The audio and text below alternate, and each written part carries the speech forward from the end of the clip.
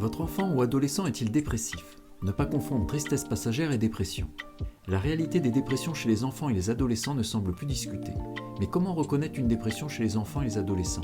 Les symptômes de tristesse ne constituent pas une dépression quand ils sont isolés et non durables.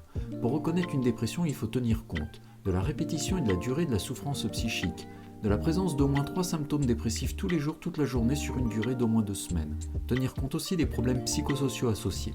Pour définir la dépression chez les enfants et les adolescents, il faut une écoute attentive et avertie et on note parfois une perte d'intérêt et de plaisir, je m'en fous, j'ai envie de rien, une perte de l'estime de soi et une dévalorisation, je suis nul, un sentiment d'impuissance, je n'y arrive pas, un sentiment de culpabilité, c'est de ma faute, un sentiment de honte, de perte d'amour, personne ne m'aime, les troubles de l'attention, de la mémorisation, un sentiment de désespoir, des idées de mort ou de suicide.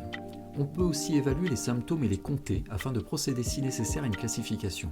Plainte somatique, irritabilité, retrait, troubles anxieux et phobie, une diminution du sommeil ou au contraire une hypersomnie, des troubles de l'appétit, une faible concentration, une indécision, une perte de la confiance, une agitation, une agressivité ou au contraire une apathie, un sentiment de culpabilité, comportements antisociaux, usage de drogue, des idées ou des actes suicidaires.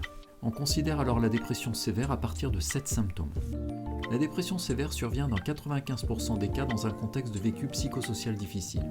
On doit donc tenir compte du contexte familial, social et médical comme une séparation, des violences familiales, une intimidation, une maltraitance, un harcèlement, des problèmes de santé associés, etc.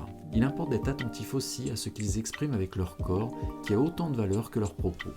Certains éléments évocateurs se retrouvent aussi dans les propos des parents ou de leur entourage. Il n'est plus comme avant, je ne le reconnais pas.